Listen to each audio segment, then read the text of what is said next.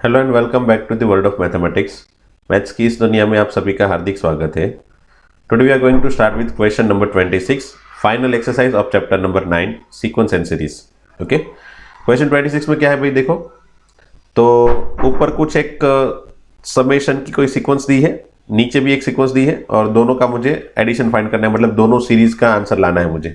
ठीक है, चलो तो मैं एक काम कर देता हूं, ऊपर वाले का अलग सिंप्लीफिकेशन करता हूं, नीचे वाले का भी अलग सिंप्लीफिकेशन करता हूं। ओके, तो से मैं ऊपर SN1 लिख लेता हूं, ऊपर वाला जो है उसको SN1 लिख लेता हूं। 1 into two square plus 2 into three square plus up to n into n plus 1 whole square. ठीक है, चलो ओके। वैसे साथ में करेंगे तो क्वेश्चन थोड़ा जल्दी भी होगा, मुझे लग रहा है तब तक, है ना। कोई नहीं, चलो अलग अलग ही करते ताकि कंफ्यूजन ही ना रहे। ओके, तो ये जो देखो, ये यहाँ पे आप के पास दो सीरीज है, ये 1 2 3 इस तरह से आगे बढ़ेगी। आगे वाला जो टर्म है 1 2 3 वो सब इस तरह से आगे बढ़ेगा अप टू n तक, और पीछे वाला जो टर्म है 2 3 4 अप टू n प्लस 1 तक, बराबर। तो एक्चुअल में इन जनरल क्या होगा, देखो इन जनरल आपके पास यहाँ पे, तो इन जनरल आपके पास ये समेशन है ना, इन जनरल आपको TR बनाना होता है, सिग्मा TR। यहाँ पे आप क्या क्रिएट करते हो, समेशन है ना, इसका SN मतलब क्या होता है, सिग्मा TR, और यहाँ पे TR क्या बनेगा, SN मतलब क्या होता है पता है ना आपको, सिग्मा TR। और सिग्मा TR में TR क्या होगा, तो इन जनरल टर्म क्या होगा, तो 1 2 3 4 अप टू n, उसको देख के मैं लिख लिया मैंने R, बराबर। 1 2 3 अप टू R, वो R की जगह 1 से लेके n तक, 1 2 3 4 up to n, where R equal to 1 to n। Into यहाँ पे क्या है, बाजू वाले टर्म में क्या फर्क है भाई, एक एक ज्यादा है, तो 1 है तो वहां पे बाजू में 2 है, 2 की बाजू में 3 है, 3 के बाजू में 4 होगा, n के बाजू में n प्लस 1 है, तो r के बाजू में r प्लस 1 का स्क्वायर होगा। ठीक है, चलो तो बस अब इसको सिंप्लीफाई करें, कर देते चलो। r इंटू आर प्लस 1 का स्क्वायर मतलब r square plus 2r plus 1। चलो ठीक है, r cube plus 2r square plus r। Now let me separate this sigma to each and every term, sigma r cube plus 2 times sigma r square plus sigma r। अब formula लगा देते हैं, sigma r cube का formula क्या है, n square by 4n plus 1 whole square plus 2 times sigma r square का formula से n by 6 n plus 1 into 2n plus 1, sigma r मतलब n by 2 n plus 1। Okay, now as you can see मुझे common निकालना है, तो मैं क्या क्या कॉमन निकाल सकता हूँ भाई, एक तो n कॉमन निकाल सकता हूँ, एक n प्लस 1, बराबर। यहाँ पे भी n प्लस 1 और यहाँ पे भी एक n प्लस 1, एंड नीचे से कुछ भी कॉमन निकालूँ क्या, चलो मैं नीचे से 2 कॉमन निकाल लेता हूँ सब में से, बराबर। यहाँ पे 2, यहाँ से भी 2 निकल सकते हैं, यहाँ से भी 2 निकाल सकते हैं, बराबर। तो चलो लिख लेते हैं जो भी कॉमन है वो, n फिर n प्लस 1 नीचे 2। ओके, बचा क्या, यहाँ पे ऊपर एक n प्लस 1 बचा, नीचे और एक 2 बचा, प्लस यहाँ पे ऊपर 2 है एंड 2n प्लस 1 है, नीचे क्या बचा भाई 3, प्लस यहाँ पे नीचे भी कुछ नहीं बचा, 2 भी कॉमन निकल गया है, n प्लस 1 भी कॉमन निकल गया है, so we need to write 1 over here. Okay, now अब इसको सिंप्लीफाई करते हैं, तो फाइनली ये जो भी है उसको एज इट इज कर देते हैं, और यहाँ पे सिंप्लीफिकेशन में क्या करना है, कुछ नहीं, एलसीएम लेना है बस। तो ये 3 को यहाँ पे क्रॉस करेंगे, 2 को यहाँ पे क्रॉस करेंगे, एंड एलसीएम 6 होगा, तो अल्टीमेटली 6 यहाँ पे मल्टीप्लाई करेंगे। अल्टीमेटली 6 एलसीएम है, तो ये ऊपर नीचे 3 मल्टीप्लाई करेंगे, यहाँ पे 3 into this one, n square plus 3 into n, plus यहाँ पे एलसीएम 6 है तो ऊपर नीचे 2 से मल्टीप्लाई करेंगे, बराबर। तो अल्टीमेटली ये 2 मल्टीप्लाई होगा, तो 2 2 जा 4 into 2n, that is 8n square plus 2 2 जा 4n, प्लस यहाँ पे 6 डिवाइडेड बाई 6। मेरे ख्याल से एलसीएम का काम जो है ना वो इजी है, बट अगर कंफ्यूजन है तो आप कभी भी मुझे पूछ सकते हो, बराबर। एलसीएम के जो भी स्टेप है उसमें, कि सर आपने ये फटाफट से कैसे कर दिया, या फिर यहाँ पे कुछ कंफ्यूजन है वगैरह, कोई भी क्वेश्चन आप के पास है मुझे पूछ सकते हो, बट मगअप मत कर लेना किसी स्टेप को कि भाई, या फिर एक्सेप्ट मत कर लेना भाई है होगा ऐसा करके, एक्सेप्ट मत कर लेना, सोचना भी कैसे आ रहा है सब कुछ, है ना। अब यहाँ पे देखो ऊपर क्या बचा, 8n² प्लस 3n² मतलब 11n², और हमने यहाँ पे एक एरर भी की, देखो चेक करो, ये ऊपर नीचे 2 मल्टीप्लाई करने के लिए बोला था ना सिर्फ मैंने, तो 2 2 जा 4, 4 2 जा 8, n होगा, n² नहीं होगा, ठीक है। एंड 2 2 जा 4 plus 4 into 1 that is 4, n नहीं होगा यहाँ पे, सो एक्स्ट्रा मैंने n एक्स्ट्रा मल्टीप्लाई कर दिया था, और उसकी वजह से आंसर गलत आ जाता डेफिनेटली, है ना। 3n² प्लस यहाँ पे 8n² होता तो 11n², तो अगर 11n² होता तो कोई भी जगह पे उसका आंसर सेट ही नहीं होता। ओके चलो, अब ये बन गया ऊपर क्या, तो ऊपर बन गया है ये 3n² plus 8n plus 3n which is 11n होगा, yes, 6 plus 4 that is 10 divided by 6। नीचे वाले को मैं मल्टीप्लाई कर लूँ तो n into n plus 1 by 12 into इसको फैक्टराइज करूँ मैं सपोज, तो 10 3 जा 30, 30 का 2 फैक्टर ऐसा 5 6 जा 30 और 11 आएगा, यस आएगा n प्लस 5 n प्लस 6। आपको भी याद हो तो मैंने बताया था जब भी n² का कुछ भी कॉफिशिएंट है तो हम उसको डिवाइड कर देते हैं, बट साथ में याद करना यहाँ पे 3 मल्टीप्लाई भी करेंगे, और यहाँ पे ये 3 अगर मल्टीप्लाई नहीं किया तो डेफिनेटली आपका आंसर गलत आएगा, बराबर। अगर इक्वल टू 0 होता, इसके इक्वल टू 0 होता तो आप वो 3 नहीं लिखते तो भी चल जाता, क्योंकि ये 3 इक्वल टू 3 तो नीचे जाके निकल ही जाएगा, वैसे फैक्टर बनाने में इसकी कोई ज़रूरत है नहीं, n के फैक्टर बनाने में, बट यहाँ पे तो कैलकुलेशन में मुझे 3 आगे चाहिए, वरना ये 3 कम पड़ेगा फाइनल आंसर में, है ना। अब फाइनली ये 3 को मैं अंदर मल्टीप्लाई कर देता हूँ इसके साथ, है ना, और ये n प्लस 2 लिख लेता हूँ, तो ये क्या बन जाएगा देखो finally n into n plus 1 by 12 into ये 3 को मैंने फर्स्ट टर्म के साथ मतलब इसके साथ मल्टीप्लाई कर लिया, तो ये हो जाएगा 3n प्लस 5, है ना, ये 3 3 कैंसिल हो जाएगा, ये 3n इंटू 3 इंटू 5 बाई 3, वहां पे 3 3 कैंसिल होकर 5 बचेगा, इंटू n प्लस 2, 6 बाई 3 मतलब 2, तो ये हो गया फाइनली आपका SN1, ठीक है। अब इसी तरीके से SN2 फाइंड करना है, तो SN2 फाइंड करने के लिए देखो ये 1² है, 2² है, 3² है, अप टू n² है, तो यहाँ पे सी SN2 में इन जनरल सिग्मा क्या बनेगा, तो r², बराबर 1², 2², 3² अप टू n² है, इसलिए r² where r equal to 1 to n, okay. और बाजू में क्या है, 2 है, 3 है, मतलब 1 के बाजू में 2 है, 2 के बाजू में 3 है, तो r के बाजू में r प्लस 1 होगा, तो ये आपका SN2 होगा। चलो इसको लिख लेते हैं, ठीक है, तो ये SN2 है। अब SN2 का सिंप्लीफिकेशन करते हैं, चलो r² इंटू r मतलब r³ plus r², comparatively SN1 से इजी लग रहा है ना दिखने में, तो sigma r³ plus sigma r² दोनों का फॉर्मूला लगा देते हैं, अप टू n तक है, लो n के फॉर्म में फॉर्मूला, सिग्मा r³ का formula n² by 4 into n plus 1 whole square, और यहाँ पे n by 6 n plus 1 two n plus 1, ठीक है। कॉमन क्या निकलेगा भाई, n प्लस 1 बाई 2 कॉमन निकलेगा, जैसे आगे निकला था वही कॉमन निकला, यहाँ पे बचा क्या, तो यहाँ पे बचा n प्लस 1 बाई 2 बचा, and here we are left with 2n plus 1 by 3, again taking LCM that is 6, what we can write here, yes it is n plus 1 by 2, और यहाँ पे 3 क्रॉस में जाएगा तो 3n² plus 3n plus 2 to the 4n plus 2 divided by 6 को multiply कर लो मैं, 6 to the 12, तो ये हो जाएगा n plus 1 by 12 into 3n² plus 7n plus 2, okay. अब इसका मुझे फैक्टर बनाना है, 3 to the 6, 6 1 जा 6,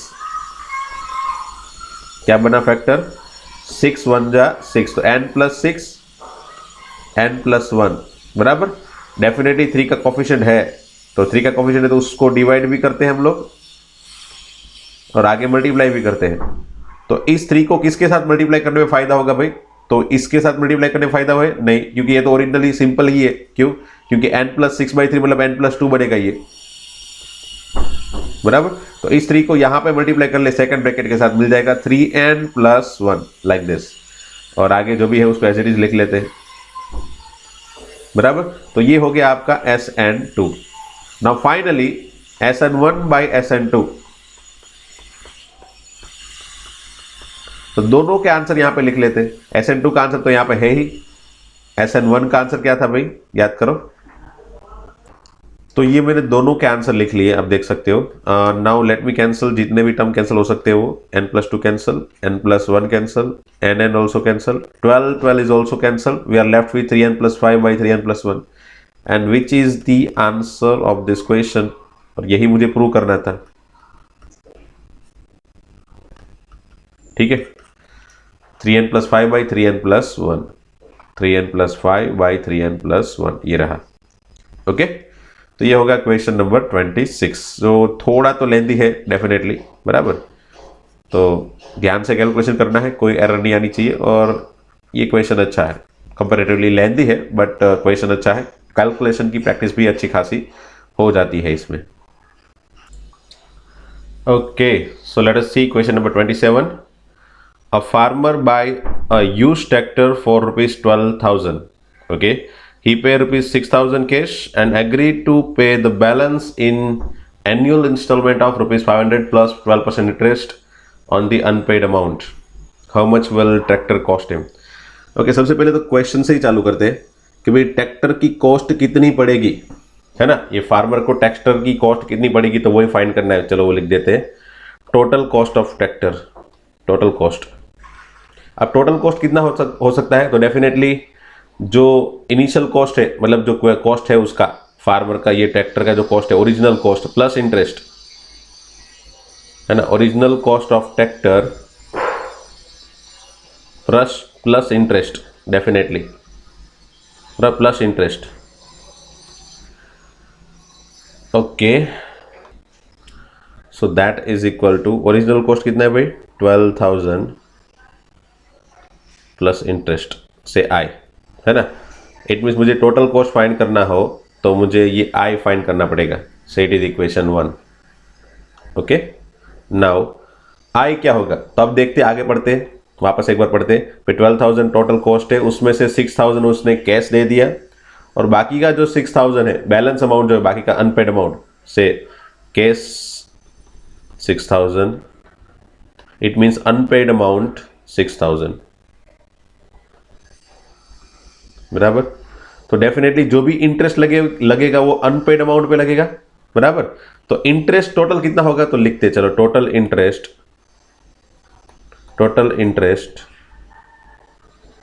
इक्वल टू से, टोटल इंटरेस्ट कितना होगा, तो पहले साल 6,000 का इंटरेस्ट लगेगा, फर्स्ट ईयर 6,000 पे इंटरेस्ट लगेगा ना।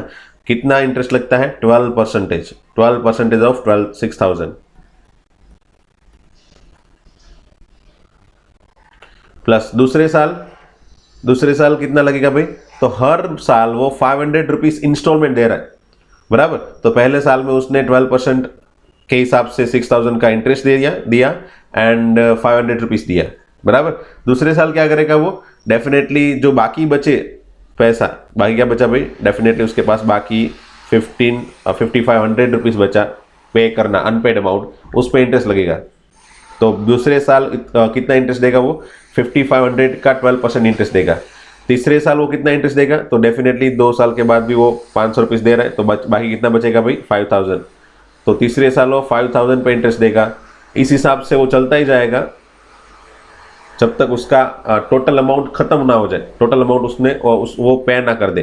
तो लास्ट में 500 बचेगा, मतलब 5,000, फिर 4,500, फिर 4,000, ऐसे 3,000, 2,000, फिर लास्ट में 500 पे भी 500 बचेगा, उस पर भी वो इंटरेस्ट लगेगा।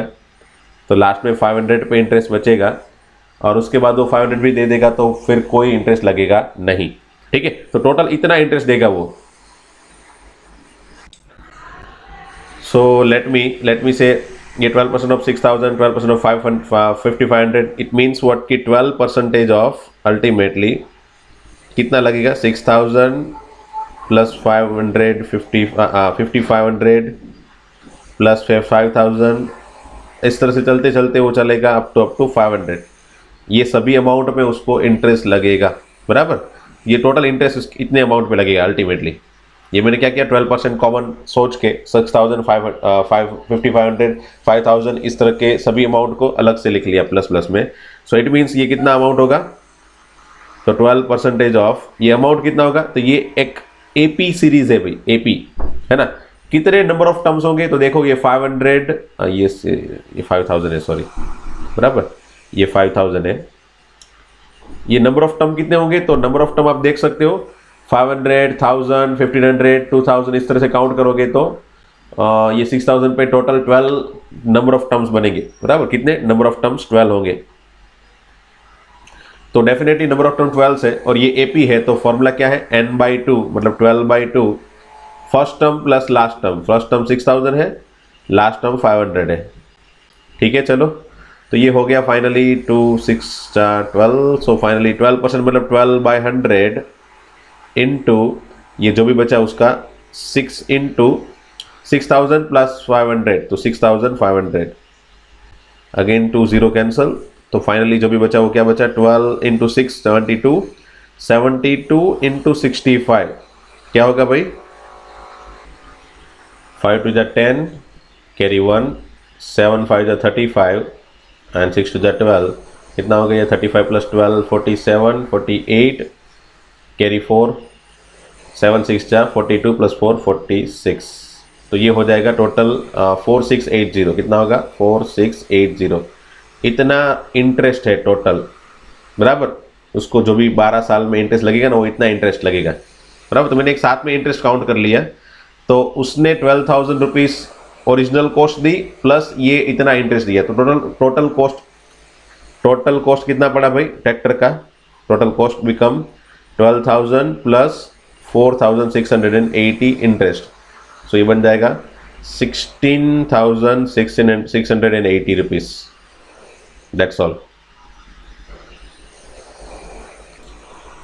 ओके, ये क्वेश्चन भी सिमिलर है, ऑलमोस्ट सिमिलर, मतलब एग्जैक्टली कुछ भी फर्क नहीं है। Shamshad Ali buys scooter of 22,000 में उसने स्कूटर बाय किया, 4,000 कैश दिए। इट मीन्स कि बाकी का अनपेड अमाउंट कितना बचेगा भाई, से कैश उसने दिए 4,000, तो बाकी का अनपेड अमाउंट कितना बचा भाई, अनपेड अमाउंट 4,000 कैश दिए ना, अनपेड अमाउंट बचा डेफिनेटली 22,000 माइनस 4,000, तो अनपेड अमाउंट हुआ 18,000, बराबर। मतलब इंटरेस्ट स्टार्टिंग में 18,000 पे लगेगा, बराबर। अब क्वेश्चन क्या है, 4,000 cash and agree to pay the balance in annual cost, annual instalment of 1000, मतलब हर साल वो 1,000 रुपीज 10% इंटरेस्ट पे 1,000 रुपीज दे रहा है, 1,000 रुपीज इंस्टॉलमेंट दे रहा है एंड प्लस 10% इंटरेस्ट दे रहा है, बराबर। 1,000 रुपीज इंस्टॉलमेंट प्लस 10% इंटरेस्ट दे रहा है, ठीक है। तो कितना कॉस्ट लगेगा, टोटल कॉस्ट, तो मैंने बताया ना टोटल कॉस्ट आगे जो बताया था उसी हिसाब से टोटल कॉस्ट क्या होता है भाई, टोटल कॉस्ट मतलब जो स्टार्टिंग में कॉस्ट था वो प्लस इंटरेस्ट, कितना होता है टोटल कॉस्ट प्लस इंटरेस्ट। अब इंटरेस्ट फाइंड करना है तो टोटल इंटरेस्ट क्या होगा भाई, तो टोटल इंटरेस्ट, तो इंटरेस्ट कितने किसके ऊपर लगेगा भाई, डेफिनेटली 80,000 पे, तो 10% ऑफ 18,000 पहले साल ऑब्वियसली 18,000 पे इंटरेस्ट लगेगा, फिर दूसरे साल 1,000 रुपीज़ वो पहले इंस्टॉलमेंट में 1,000 दे देगा, तो मतलब दूसरे साल 10% ऑफ 17,000 है ना, फिर इस तरह से चलता ही जाएगा। लास्ट में 10% ऑफ डेफिनेटली 1,000 लास्ट में बचेगा, उसके ऊपर भी अगेन 10% इंटरेस्ट देगा। सो टोटल इंटरेस्ट वो देगा कितना, तो 10% ऑफ ये टोटल, ये सबको मैं साथ में लिख लूँ, 18,000 17,000 सबको एक सीरीज में लिख लो, तो ये 18,000 प्लस 17,000 प्लस अप टू 1,000, तो ये एक एपी हो गई, देखो है ना। तो इस एपी में कितने नंबर ऑफ टर्म्स है भाई, ये एपी है और उसके अंदर नंबर ऑफ टर्म है 18। सो फॉर्मूला क्या होगा भाई, 10% ऑफ, ये समेशन क्या आएगा भाई, n/2 first term plus last term, AP है ना इसलिए, सी हो जाएगा कैंसल, 2 9 जा 18 एंड 10% मतलब 10/100 इंटू 9 इंटू ये हो जाएगा 19,000, बराबर 2 0 cancel over here and we are left with 19 into 9, 19 9 जा कितना होगा भाई 171, फिर 0 दो बार। ओके, सो ये टोटल इंटरेस्ट लगा, बराबर। So final amount total cost कितना होगा भाई, how much will the scooter cost him, कितना कॉस्ट लगेगा स्कूटर का टोटल, तो that is definitely 22,000 plus interest. So total cost of scooter, total cost equal to 22,000 plus 17,100, मतलब होगा वो कितना, तो ये 3 7 प्लस 2 9 एंड 100, यस, मेरे ख्याल से 39,100 रुपीज को टोटल कॉस्ट लगेगा स्कूटर का, है ना। जो स्कूटर 22,000 में था ना, वो स्कूटर उसको एक्चुअल में 39,000 में पड़ा बिकॉज ऑफ दिस इंस्टॉलमेंट, है ना। मतलब इसीलिए इंस्टॉलमेंट हमेशा ही कॉस्टली पड़ता है, ध्यान रखना भाई बच्चों। ओके, क्वेश्चन नंबर 29 देखते हैं, चलो। A person writes a letter to 4 of his friend, से साइड में एक डायग्राम जैसा सोचते हैं, से एक पर्सन है, वो अपने 4 फ्रेंड्स को लेटर लिख रहा है भाई, बराबर 1 2 3 4, वो चारों को लेटर लिख रहा है, बराबर एक एक लेटर लिख रहा है। नाउ दिस पर्सन ही, बराबर ये जो पर्सन है, he ask each one of them, मतलब सबको वो बोलेगा what, he ask each one of them to copy the letter and mail to 4 different person, मतलब इसी चारों को वो क्या बोलेगा भाई कि ये सिमिलर लेटर को कॉपी करके अगेन आप दूसरे डिफरेंट 4 पर्सन्स को कॉपी ये भेजो, मेल करो, मतलब सबको ये मेल कर दो, भेज दो, लेटर पोस्ट कर दो, बराबर। With instruction that they move the chain, with instruction that they move the chain similarly, मतलब ऐसी इंस्ट्रक्शन दे रहा है ये सबको चारों को कि भाई आप भी आगे जो भी जिसको भी दे रहे हो उसको अगेन सिमिलर इंस्ट्रक्शन देना कि भाई आप आगे अगेन ये चेन को आगे बढ़ाना, मतलब 4 को आप सब 4 लेटर सबको भेजना है, जिसको भी आप लेटर दो उसको बोल दो कि भाई आपको 4 पर्सन्स को देना है ये लेटर, बराबर, लिख के कॉपी करके। तो मतलब अल्टीमेटली फर्स्ट पर्सन 4 को देगा, वो 4 पर्सन अगेन 4 को देगा, मतलब 16 को देगा, 16 है ना। पहले फर्स्ट पर्सन ने 4 लोगों को लेटर दिया, बराबर, फिर दूसरे पर्सन ने फिर दूसरे मतलब पहले ये फर्स्ट चेन, बराबर, ये समझ लो यहाँ पे ये फर्स्ट चेन हो गई, बराबर, फर्स्ट चेन में फर्स्ट स्टेज हो गया, फर्स्ट स्टेज में 4 लोगों को मिला। फिर सेकंड स्टेज में कितने लोगों को मिलेगा भाई, सेकंड स्टेज में कितने लोगों को मिलेगा, तो सेकंड स्टेज में पहले स्टेज में 4 लोगों को मिला, दूसरे स्टेज में 4 ये पहला वाला 4 को देगा, बराबर, ये 4 को देगा, ये भी 4 को देगा, ये भी 4 को देगा, ये भी 4 लोगों को देगा, मतलब टोटल 16 लोगों को देगा, अल्टीमेटली 4 का स्क्वायर, बराबर। अगेन ये जो भी 4 लोग है, मतलब ऐसे 4 लोग, वो अगेन 4 लोगों को देगा, मतलब टोटल यहाँ पे 16 लेटर डिवाइड हो गए। ये भी again 4 persons will divide 16 letter, this 4 person again will divide 16 letter, again ये 4 पर्सन विल डिवाइड 16 लेटर, मतलब 16 16 16 16, मतलब कितनी बार होगा वो 16⁻4 अल्टीमेटली, सॉरी 16⁻4 नहीं, 16 प्लस 16 प्लस 16, मतलब वो 64 होता है। सो अल्टीमेटली 64 मतलब 4 क्यूब, है ना, 4 क्यूब। तो थर्ड स्टेज में, ये पहला स्टेज था, ये दूसरा स्टेज है, ये थर्ड स्टेज में टोटल,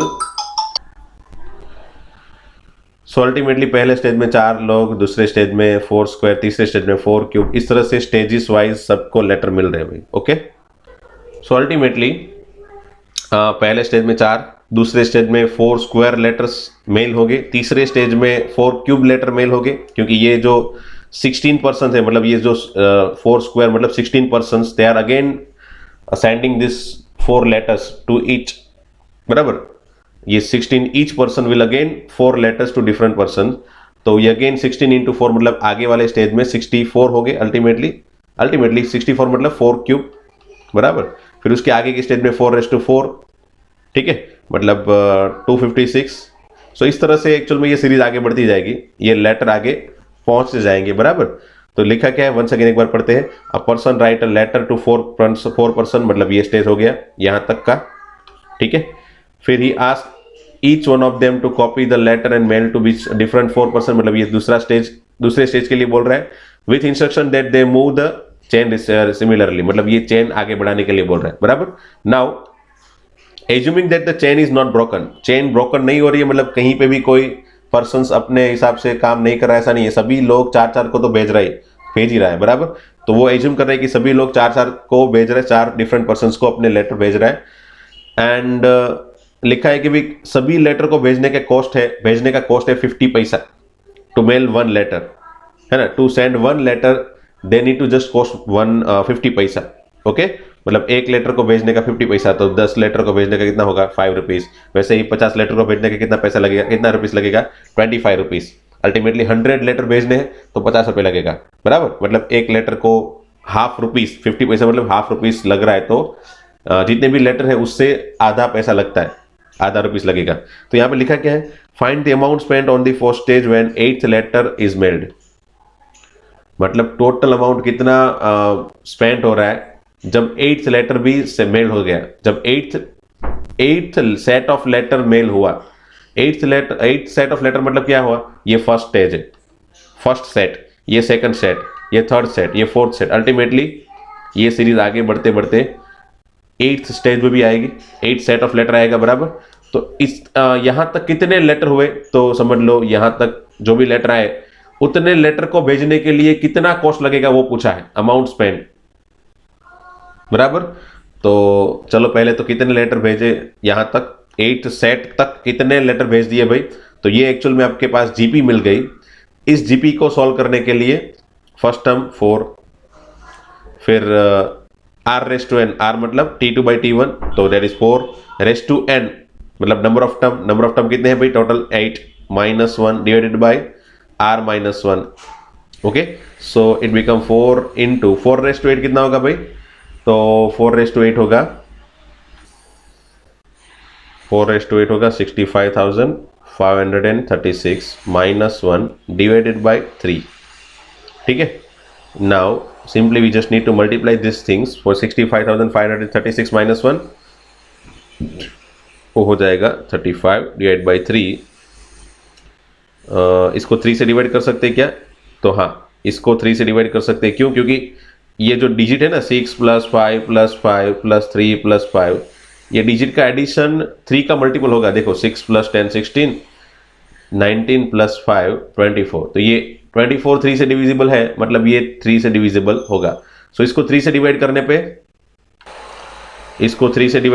चलो कर देते हैं 3 से डिवाइड। 3 2 जा 6, 3 1 जा 3, रिमाइंडर 2, 2 5 मतलब 25, 3 8 जा 24, रिमाइंडर 1 1 3, 3 4 जा 12, 3 5 जा 15। सो ये हुआ 21,845 and simply multiply this with the 4, 5 4 जा 20, कैरी 2, 4 4 जा 16, 18 कैरी 1, 8 4 जा 32 + 1 33, कैरी 3, 4 1 जा 4 + 3 7 एंड 4 2 जा 8। आई थिंक 87,380 लेटर्स होंगे टोटल, है ना। टोटल 87,380 लेटर्स होंगे। अब यहाँ पे मैंने क्या बताया था, to send one letter cost will be 50 paisa, मतलब 1/2 rupees. So definitely to send 87,380 letters, what will be the cost? तो ये 1/2 into 87,830, मतलब इसको 2 से डिवाइड कर देते, चलो 4 3 9 15, मुझे लग रहा है तब तक 43,950 रुपीज लगेगा। अच्छा यहाँ से मैंने गलत वैल्यू उठाई क्या, 87,380 यहाँ पे 380 है। तो अब फाइनली आंसर क्या होगा भाई, 2 4 जा ओके, 2 3 जा 6, 1 कैरी, 2 6 जा 12 carry 1, 2 9 and 0, yes 43,690 rupees cost लगेगा टोटल, बराबर। To send 8 set we need to just spend 43,690 rupees on the postage when 8th set of letter is mailed, बराबर। तो 8th set of letter mail होगा तब तक कितना cost लगेगा भाई पोस्टेज के लिए, तो इतना कॉस्ट लगेगा, क्योंकि तब तक इतने सारे लेटर मेल हो चुके होंगे, बराबर। स्टार्टिंग में 4, फिर 16 4 स्क्वायर, मतलब फिर उसके बाद 4 क्यूब, ये सब का एडिशन करने के बाद पता चला इतने लेटर मेल हो चुके हैं 8 सेट तक, और उसमें कितना कॉस्ट लगेगा, तो इतना 43,690 रुपीज। तो अगेन ये क्वेश्चन भी इजी था, बस आपको जो क्वेश्चन बड़े से डेटा दिए है ना, उसको आपको इंटरप्रिटेट करके, इस तरह से इंटरप्रिटेट करके आपको पता करना था भी ये यहाँ पे जो मिल रही है वो जीपी है, उस जीपी का फॉर्मूला लगाओ एंड क्वेश्चंस को इंटरप्रिटेट करो कि भी क्वेश्चन में क्या पूछा है, बेस्ड ऑन दैट कितना अमाउंट फाइंड करना है वो पता करो, ठीक है। ओके, क्वेश्चन 30 देखते चलो। A man deposit ₹10,000 in a bank, बराबर, मतलब मैन, एक आदमी जो है वो 10,000 रुपीज बैंक में डाल रहा है at the rate of 5% simple interest annually. मतलब यहां पे देखना कंपाउंड इंटरेस्ट नहीं लिखा है, सिंपल इंटरेस्ट लिखा है, मतलब हर साल सिर्फ इंटरेस्ट ऐड होगा, इंटरेस्ट के साथ अमाउंट ऐड होके टोटल जो अमाउंट बनेगा ना उस पे इंटरेस्ट नेक्स्ट ईयर नहीं मिलेगा, हर साल सिर्फ 10,000 पे ही इंटरेस्ट मिलेगा, सिंपल इंटरेस्ट बोलते हैं उसको, है ना। हर साल 5% ऑफ 10,000 इंटरेस्ट ही ऐड होगा, बराबर, मतलब हर साल उसको 10,000 पे ही इंटरेस्ट मिलेगा, ठीक है। तो सिंपल इंटरेस्ट कितना है, 10,000, सिंपल इंटरेस्ट है 5% on 10,000 every year they are getting, बराबर, ही इज गेटिंग एन्युअली। तो find the amount in 15th year since he deposit the amount, बराबर, जब से उसने 10,000 अमाउंट डिपॉजिट किया है, since he deposit the amount, जब से उसने डिपॉजिट किया अमाउंट तब से लेके 15th ईयर पे अमाउंट कितनी होगी वो पूछा है। ओके, तो सोचो कि 15th ईयर में कितनी अमाउंट होगी, तो उसका मतलब क्या होगा, आफ्टर 14th ईयर, है ना। इसका सिंपल मीनिंग क्या होगा भाई, amount in 15th year equal to total amount after 14 year, मतलब 14 ईयर खत्म होने के बाद, मतलब उसको एक्चुअल में 14 ईयर का ही इंटरेस्ट मिलेगा, है ना। 15th ईयर पे उसको अमाउंट चाहिए कितनी हुई, बराबर, तो 15 ईयर कंप्लीट नहीं हुआ है तब तक मुझे 15th ईयर का इंटरेस्ट नहीं मिलेगा। 15th ईयर का इंटरेस्ट कब मिलता है, आफ्टर कंप्लीशन ऑफ 15 ईयर, है ना। तो मुझे यहां पे 15th ईयर पे अमाउंट कितनी है वो चाहिए, तो उसको इंटरेस्ट कितना मिला होगा, 14 ईयर तक का ही इंटरेस्ट मिला होगा, ठीक है। तो कितना मिला होगा भाई, टोटल अमाउंट आफ्टर 14 ईयर, मतलब टोटल अमाउंट आफ्टर 14 ईयर कितना होगा भाई, तो प्रिंसिपल अमाउंट जो भी है वो प्लस इंटरेस्ट, प्रिंसिपल अमाउंट क्या है 10,000 प्लस इंटरेस्ट, बराबर। अब प्रिंसिपल अमाउंट क्या है भाई 10,000 प्लस इंटरेस्ट, इंटरेस्ट क्या होगा भाई, तो डेफिनेटली फर्स्ट ईयर पे इंटरेस्ट कितना मिलेगा भाई, 10,000 में फर्स्ट ईयर 5% ऑफ 10,000, बराबर, प्लस सेकंड ईयर में भी 10,000 का ही 5% मिलेगा डेफिनेटली, क्योंकि सिंपल इंटरेस्ट है, तो सेकंड ईयर में भी क्या होगा 5% ऑफ 10,000, ओके। तो इस तरह से ही हर बार लगेगा भाई, देखो ये तो कितनी बार, तो ये 14 ईयर तक है, 14 ईयर तक, तो 14 इस तरह के 14 टर्म्स है ना, कितने हैं 14 टर्म्स, बराबर। तो अल्टीमेटली 10,000 प्लस 14 टाइम्स 5% ऑफ 10,000, ठीक है। हर साल उसको 5% पर 5% मिल रहा है, बट वो 10,000 पे ही मिल रहा है, पहले साल पे भी 5% ऑफ 10,000 इंटरेस्ट मिलेगा, दूसरे साल में भी 5% ऑफ 10,000, तीसरे साल में भी 5% of 10,000, it means every year he is getting 5% interest on 10,000 only. So 14 year तक उसको 14 times 5% of 10,000, so finally 10,000 plus 14 times 5% मतलब 5/100 इंटू 10,000, बराबर। तो ये 2 0 कैंसल, तो ये क्या बना भाई देखो 10,000 प्लस 14 5 70 इंटू 100, मतलब अगेन 2 0 ऐड कर दो 7,000, सो फाइनली 17,000 रुपीज होगा, कब, आफ्टर 14th ईयर, और we can say in 15th year, amount in 15 year he is having 17,000, okay. ये फर्स्ट क्वेश्चन का आंसर हो गया।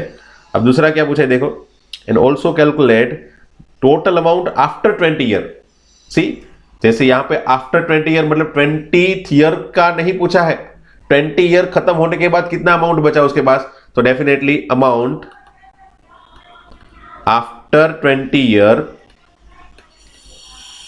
क्या होगा भाई, 10,000 जो प्रिंसिपल अमाउंट है प्लस 20 टाइम्स ये ऐड होगा, कितना, 5% ऑफ 10,000। जो भी एन्युअली उसको इंटरेस्ट मिल रहा है 5% ऑफ 10,000, वो हर बार ऐड होगा, हर बार उसको मिलेगा। कितनी बार मिलेगा भाई, 20 ईयर तक मिलेगा। जैसे यहां पे उसको सिर्फ 14 ईयर तक ही मिला, क्योंकि आफ्टर 14 ईयर था, 15th ईयर पे अमाउंट चाहिए थी, इसलिए आफ्टर 14th ईयर हमने फाइंड किया। यहां पे डायरेक्टली उन लोग ने आफ्टर 20 ईयर पूछा है, so we just need to multiply 20 directly, बराबर। यही एक्चुअल में है, बस यहाँ पे जो भी लिखा है इसी को सिंप्लीफाई करके जो 14 टाइम्स लिखा है ना, वो यहाँ पे डायरेक्ट लिख दिया, 20 times 5% of 10,000। So we will get 10,000 plus 20 into 5% मतलब 5/100 इंटू 10,000। सो ये 2 0 cancel, what we get 10,000 plus 20 into 5 which is 100, और ये अगेन 2 0 ऐड कर देते हैं, मतलब 10,000 प्लस 10,000 मतलब 20,000 rupees. So after 20 year he is having 20,000 rupees. Okay okay, question 21 देखते चलो। A manufacturer records that the value of a machine which cost him rupees 15,625 will depreciate each year by 20%। हर साल 20% depreciate होती है उसकी cost, बराबर, घट जाती है उसकी cost. Then find estimated value at the end of 5 years, मतलब 5 साल के बाद, at the end of 5 years मतलब 5 साल के बाद एस्टिमेटेड वैल्यू होगी कितनी, किसकी, मशीन की। ठीक है, चलो तो स्टार्ट करते हैं। पहले सबसे पहले इनिशियली क्या कॉस्ट है, P0। वैसे इसका डायरेक्ट शॉर्टकट फॉर्मूला भी है, if you want you can directly remember the shortcut formula, that is Pn equal to P0 into 1 minus I/100 raise to n। याद हो तो जैसे यहाँ पे डिक्रीमेंट हो रहा है ना, डिप्रिशिएट हो रहा है मतलब डिक्रीमेंट हो रहा है अमाउंट, इसलिए 1 माइनस लिखा। आपको याद हो तो हमने एक्सरसाइज 9.3 में इक्वेशन देखा था, उसमें मैंने ये फॉर्मूला प्लस में दिया था, Pn equal to P0 into 1 plus I/100। ये किसके लिए था, एक्चुअल में कंपाउंड इंटरेस्ट के लिए था। Whenever amount we are adding on a compound base, तब ये फॉर्मूला से आपको मतलब जो भी साल में आपको अमाउंट चाहिए वो मिल जाती है। तो कंपाउंडली आपका अगर पैसा बढ़ रहा है तो इस फॉर्मूला से बढ़ेगा, प्लस होगा, हर साल बढ़ रहा है मतलब प्लस होगा। अगर कंपाउंडली डिक्रीमेंट हो रहा है तो ये एक्चुअल में डिप्रिसिएशन हमेशा ही कंपाउंडेड डिक्रीमेंट होता है, तो उस फॉर्मूला में 1 प्लस की जगह 1 माइनस हो जाता है, बस वही फर्क है। whenever we are adding compound interest we need to use this formula, and whenever we are subtracting some amount every year, बराबर, depreciating some amount every year on some percentage, then definitely we need to use minus over there। Okay, तो अगर आप याद रख सकते हो तो यही फॉर्मूला में प्लस की जगह माइनस करके फॉर्मूला अप्लाई कर दो, आपका आंसर तैयार हो जाएगा। देखो यहाँ पे क्या है, P0 मतलब 15,625 इंटू 1 माइनस I मतलब क्या है 20, सो 20/100 आफ्टर 5 ईयर्स मतलब 5 साल तक है ये। सो 15,625 इंटू ये हो गया 1 माइनस 20/100 मतलब 1/5 रेस टू 5। सो ये हो जाएगा 15625 इंटू 1 माइनस 1/5 मतलब 4/5, तो 4 raise to 5 divide by 5 raise to 5। So अगर मैं इसको कैलकुलेट कर लूँ तो ये 4 रेस टू 5 मतलब हो जाता है 2 रेस टू 10, 1024, नीचे 5 इंटू 5 इंटू 5 इंटू 5 इंटू 5, बराबर। अगर मैं इसको 5 से डिवाइड करूँ तो क्या होगा, देखो 5 3 जा 15, फिर 5 1 जा 6, 5 बचा 1, अगेन 1 2 5 2 जा एंड 2 5 5 जा, okay 3 1 2 5, again I can say 3 1 2 5, तो इसको अगर 5 से डिवाइड करोगे विल गेट 5 6 जा बचा 1, 5 4 जा एंड 6 4 1 आई थिंक, नहीं 5 6 वंस अगेन 5 6 जा 30 बचा 1, 5 2 जा 10, हाँ 625, अच्छा 625, तो मेरे ख्याल से ये 625 5 5 125, यहाँ पे और एक 5 बचेगा, 125 5 जा 625। सो अल्टीमेटली फाइनली बचा क्या, 5 इंटू 1024 विच इज से 5120, ओके 5120, इसका हाफ तो इसका हाफ कितना होता है 512 और एक जीरो लगा दो। किसी भी नंबर को 5 से मल्टीप्लाई करना है तो उस नंबर को 2 से डिवाइड कर दो, मतलब हाफ कर दो और जीरो लगा दो।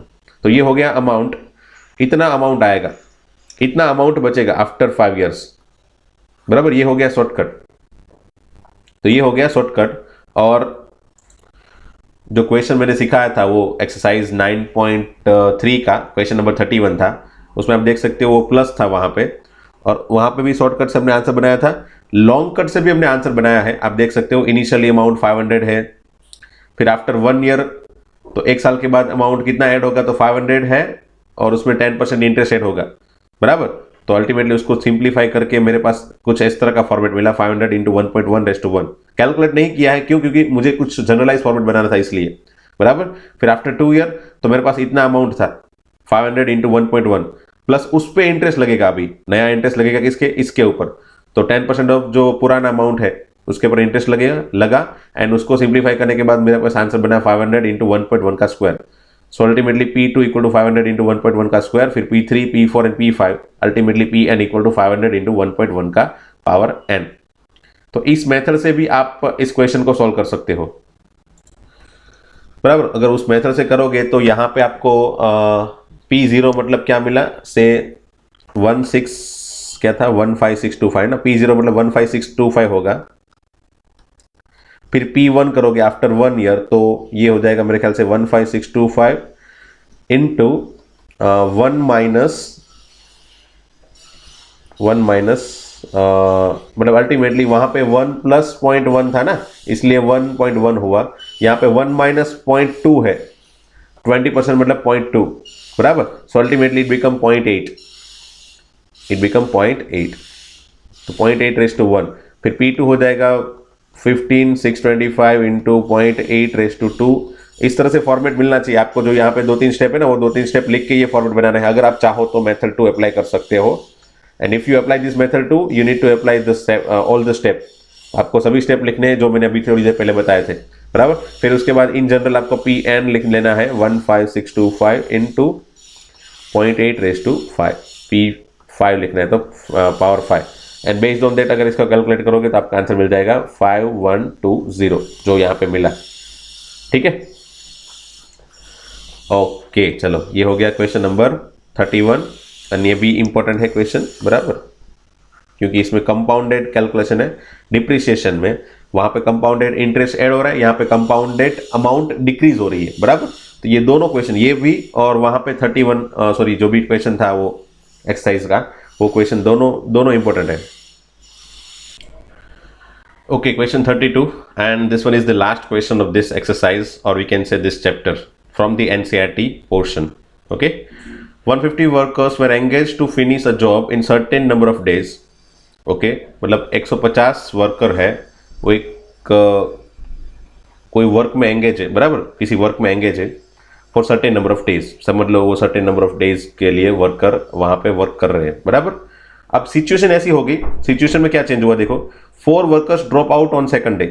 मतलब समझ लो कि सिचुएशन ऐसी हुई कि से समझ लो पहले दिन 150 वर्कर वर्क कर रहे हैं, दूसरे दिन 4 वर्कर ड्रॉप आउट कर लेते हैं, मतलब निकल जाते हैं सेकंड डे। मतलब सेकंड डे 146 वर्कर वर्क करेंगे, फिर थर्ड डे 4 मोर वर्कर ड्रॉप आउट, मतलब अगेन 4 मोर, मतलब 142 वर्कर रहेंगे थर्ड डे पे, बराबर, and so on, and this process is continuously going on.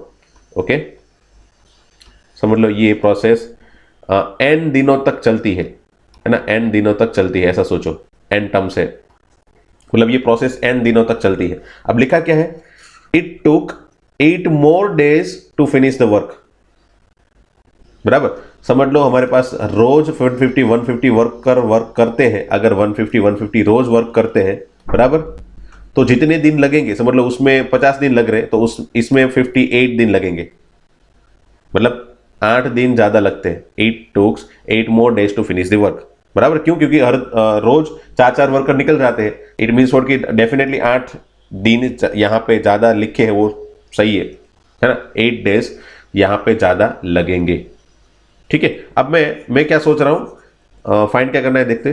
Find the number of days in which work was completed, मतलब ये जो नई सिचुएशन आई जहाँ पे 4 वर्कर निकल रहे हैं, उस पर्टिकुलर सिचुएशन में कितने नंबर ऑफ डेज लगेंगे। ऐसा नहीं लिखा है कि यहाँ पे उन लोग ने 8 मोर डेज लिखा है to finish the work as compare to the earlier stage. मतलब इस तरह से वर्क करने में समझ लो 50 दिन लग रहे हैं तो इसमें 58 लगेंगे। तो यहाँ पे सिर्फ कंपैरिजन दी है ना, कि भाई जो 150 अगर वर्क करते हैं तो 50 दिन लग रहे तो यहाँ 58 दिन लगेंगे, ऐसी सिचुएशन दी है। मतलब 8 ज्यादा दिन लगेंगे ऐसी सिचुएशन दी है। उन लोग ने ऐसा नहीं दिया भाई कितने दिन लगेंगे, वहां पे उन लोग ने ये पूछा है कि भाई कितने दिन लगेंगे, वो पूछा है उन लोग ने। देखा, find the number of days in which the work was completed. तो से नंबर ऑफ डेज एंड है ना, इस तरह से जाने पे 1 2 3 इस तरह से नंबर ऑफ टर्म्स एंड है। इट मीन्स कि भी नंबर ऑफ डेज कितने हो गए एन, है ना। ये एन टर्म से मतलब नंबर ऑफ डेज कितने हो गए एन, तो नंबर ऑफ डेज एन लगेंगे। इट मीन्स व्हाट, कि इतना वर्क कंप्लीट करने पे अगर मैं 150 वर्कर रखूं तो कितने वर्क 150 कितनी बार होगा। हाँ भाई, अगर यही वर्क को कंप्लीट करने के लिए 150 रखूं तो कितने दिन लगने वाले हैं भाई, इससे 8 दिन कम लगने वाले हैं ना। यहाँ पे 8 दिन ज्यादा है, मतलब इससे 8 दिन कम लगने वाले हैं। मतलब 150 इस तरह से n-8 टर्म्स होंगे यहाँ पे, है ना। यहाँ पे क्या हो गए n-8 टर्म्स हो गए, तो वो ध्यान रखना आपको। यहाँ पे 150 146 अगर 4 वर्कर निकल जाते हैं तो n दिन लगेंगे। इट मीन्स व्हाट कि 150 वर्कर वर्क करेंगे तो 8 डेज कम लगेंगे। अल्टीमेटली इस सिचुएशन से 8 डेज यहाँ पे ज्यादा है, सो अल्टीमेटली यहाँ से 8 डेज यहाँ पे कम है। मुझे फाइंड करना है number of days for the second situation. मतलब इस सिचुएशन के लिए मुझे नंबर ऑफ डेज फाइंड करना था, इसलिए मैंने यहाँ पे n डेज ले लिया और यहाँ पे n-8 डेज लिख लिया। ठीक है, तो यहाँ पे देखो 150 ऐसा n-8 टाइम, मतलब 150 into n-8 I can write like this. और ये जो है वो मेरी एक एपी अरिथमेटिक प्रोग्रेशन की एक सीक्वेंस मिल गई। इस सीक्वेंस में मतलब इस सीरीज को सॉल्व करने के लिए देखना मुझे ये है कि ये एपी है बराबर is having difference -4। As you can see t2 - t1 करोगे तो -4 आएगा, difference -4 and first term is 150। ठीक है, and let me apply the formula for addition. Addition का फॉर्मूला क्या है भाई, n/2 मतलब n की वैल्यू पता नहीं है, n/2 2a 2 into 150 plus n-1 into d मतलब -4 इक्वल टू यहाँ पे 150 कितनी बार है n-8 टाइम्स। ठीक है, चलो तो ये n/2 को अंदर मल्टीप्लाई कर देते। चलो n/2 अंदर पहले टर्म में मल्टीप्लाई होगा तो 2 कैंसिल होगा, 150n बचेगा। ठीक है, चलो एंड n/2 को सेकंड टर्म के साथ मल्टीप्लाई करेंगे तो यहाँ पे भी 2 इसके साथ कैंसिल होके बचेगा, माइनस में 2 इंटू n-1। ठीक है, चलो नाउ इक्वल टू यहाँ पे 150n माइनस 150 इंटू 8 कितना होगा भाई, 15 8 12 120 0 150n कैंसल। फिर लेफ्ट विद दिस माइनस भी निकल गया, बचा क्या 2n into n-1 equal to 1200। So n into n-1 equal to 600। अब 600 के दो ऐसे पार्ट बनाने हैं, 600 के दो ऐसे पार्ट बनाने हैं जिसमें कंसेक्यूटिव दोनों टर्म हो, है ना, दोनों टर्म कंसेक्यूटिव हो। तो कौन से होंगे भाई, देखो से मैं एक लिख लेता हूँ 6 इंटू 100। ठीक है, फिर इसको 6 इंटू 4 इंटू 25 लिख लेता हूँ। 100 के दो पार्ट बना दिए, 25 इंटू 4। सो ये 6 इंटू 4 मतलब 24, ये 25। देखो हो गए ना दो पार्ट, मतलब आगे 24 लिख लेता हूँ, पीछे 24 लिख लेता हूँ। बड़ा टर्म क्या है n, यहाँ पे बड़ा टर्म क्या है 25। So n equal to 25। So number of days taken by this worker in this situation बराबर 4 लोग कम हो रहे हैं ना, in that situation number of days are 25, है ना। Number of days are 25, number of days in which the work was completed is 25। Okay, that's all, ये क्वेश्चन भी खत्म। ओके, तो बस यही था लास्ट क्वेश्चन इस चैप्टर का। मिलते हैं दोस्तों नेक्स्ट लेक्चर में। अब नेक्स्ट लेक्चर में हम लोग JEE का पोर्शन करेंगे, उसमें जो भी क्वेश्चंस नए या फिर जो भी थियोरेटिकल पोर्शन है वो साथ में कवर करते करते आगे बढ़ते रहेंगे। ठीक है, थैंक यू वेरी मच।